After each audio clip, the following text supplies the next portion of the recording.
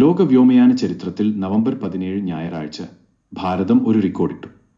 ഇന്ത്യയിലെ ഡൊമസ്റ്റിക് അഥവാ ആഭ്യന്തര വൈമാനിക യാത്രികരുടെ എണ്ണം നവംബർ 17 ഒറ്റ ദിവസത്തിൽ 5 ലക്ഷം കവിഞ്ഞു എന്നതാണ് ഇന്ത്യ നേടിയ ലോക റെക്കോർഡ്. 3173 ഫ്ലൈറ്റുകളിലായി 5,05,412 പേരാണ് അന്ന് ഒരു ദിവസം ഇന്ത്യക്കുള്ളിൽ യാത്ര ചെയ്തത്. ഇത്രയും പേർ ഒറ്റ ദിവസം ഏതെങ്കിലും രാജ്യത്തിനുള്ളിൽ വിമാനയാത്ര ചെയ്തത് ലോക ചരിത്രത്തിൽ ആദ്യമാണ്.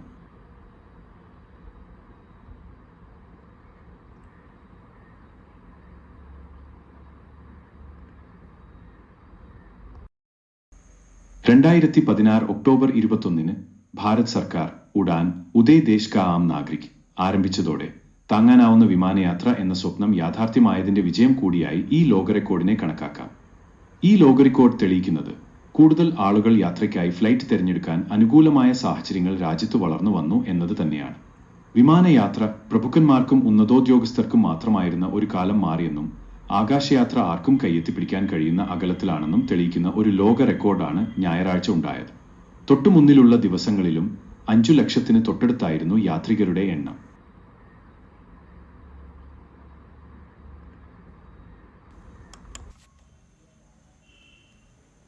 യാത്രാനിരക്കിനെക്കുറിച്ച് പരാതികളുണ്ടെങ്കിലും പണത്തേക്കാളേറെ സമയലാഭവും സൗകര്യവും ആണ് ഇന്ന് അധികം പേരും നോക്കുന്നത്.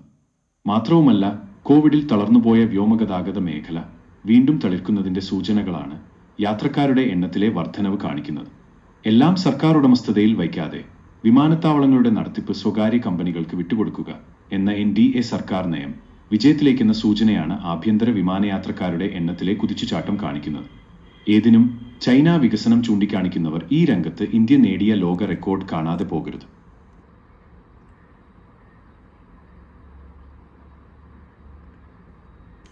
രാജ്യത്തെ പല പ്രമുഖ വിമാനത്താവളങ്ങളും ഇപ്പോൾ സ്വകാര്യ കമ്പനികളാണ് നടത്തിക്കൊണ്ടുപോകുന്നത്. ആഭ്യന്തര വിമാനയാത്രാ രംഗത്ത് കൂടുതൽ കമ്പനികളില്ല എന്നത് യാത്രക്കാരെ സംബന്ധിച്ച് വലിയ ബുദ്ധിമുട്ടാണ് സൃഷ്ടിക്കുന്നത്. യാത്രക്കാർ കൂടുതലുണ്ടാകും എന്ന നില വന്നാൽ കൂടുതൽ സ്വകാര്യ വിമാന കമ്പനികൾ ഈ രംഗത്തേക്ക് കടന്നു വരുമെന്ന് പ്രതീക്ഷിക്കാം. അങ്ങനെ വരുമ്പോൾ മത്സരമുണ്ടാവുകയും നിരക്കിൽ കുറവ് വരികയും ചെയ്യും. മാത്രമല്ല, ഡൊമസ്റ്റിക് ഫ്ലൈറ്റുകൾ വർദ്ധിച്ചാൽ ആഭ്യന്തര ടൂറിസം വൻതോതിൽ വർദ്ധിക്കും. അങ്ങനെ കൂടുതൽ തൊഴിലവസരങ്ങൾ സൃഷ്ടിക്കപ്പെടും. ഇനി നമുക്ക് നമ്മുടെ എയർപോർട്ടുകളുടെ എണ്ണം പരിശോധിക്കാം. 2014 നരേന്ദ്രമോദി അധികാരമേൽക്കുമ്പോൾ ഓപ്പറേഷണലായ എയർപോർട്ടുകളുടെ എണ്ണം 74 ആയിരുന്നു.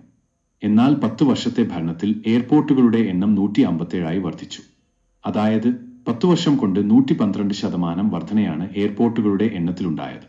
സ്വാതന്ത്ര്യാനന്തരം 67 വർഷം കൊണ്ട് നിർമ്മിച്ച എയർപോർട്ടുകളുടെ ഇരട്ടിയിലധികമാണ് 10 വർഷം കൊണ്ട് നിർമ്മിച്ചത്. വിമാനയാത്ര ചെയ്യാൻ ജനങ്ങൾ കാണിക്കുന്ന ഉത്സാഹം വർദ്ധിച്ചുവരുന്ന സാഹചര്യത്തിൽ അടുത്ത 20 വർഷത്തിനുള്ളിൽ 200 പുതിയ എയർപോർട്ടുകൾ കൂടി നിർമ്മിക്കുക എന്നതാണ് നരേന്ദ്രമോദി സർക്കാരിന്റെ പ്രഖ്യാപിത ലക്ഷ്യം. എയർപോർട്ടുകളുടെ എണ്ണത്തിൽ പലരും സംശയം പ്രകടിപ്പിക്കാറുണ്ട്. ഇത്രയധികം എയർപോർട്ടുകൾ ഭാരതത്തിലുണ്ടോ എന്ന് പരിശോധിക്കാൻ വിക്കിപീഡിയയിൽ list of airports in India എന്ന് സെർച്ച് ചെയ്താൽ ഉത്തരം ലഭിക്കും. ഇനി പുതുതായി ഒരു ഡൊമസ്റ്റിക് ഫ്ലൈറ്റ് ആരംഭിച്ചാൽ ലഭ്യമാകുന്ന തൊഴിലവസരങ്ങളെപ്പറ്റി പറയാം. ക്രൂ, ഗ്രൗണ്ട് സ്റ്റാഫ്, എഞ്ചിനീയർമാർ, ടെക്നീഷ്യന്മാർ, സപ്പോർട്ട് സ്റ്റാഫ് എന്നിവർക്കുള്ള നേരിട്ടുള്ള തൊഴിലവസരം 25 മുതൽ 40 വരെയാണ്. പരോക്ഷമായ തൊഴിലവസരം 70 മുതൽ 130 വരെയും. അങ്ങനെ പുതുതായി ആരംഭിക്കുന്ന ഒരു ഡൊമസ്റ്റിക് ഫ്ലൈറ്റ് വഴി ലഭ്യമാകുന്ന ആകെ തൊഴിലവസരം 95 മുതൽ 170 വരെയാണ്.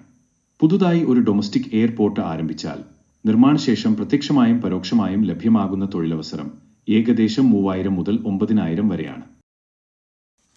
ഹൈപ്പർസോണിക് മിസൈൽ പരീക്ഷണ വിജയം പോലെ നമ്മുടെ ഭാരതത്തിന് അഭിമാനകരമായ ഒരു നേട്ടമാണ് ഈ ലോക റെക്കോർഡ്.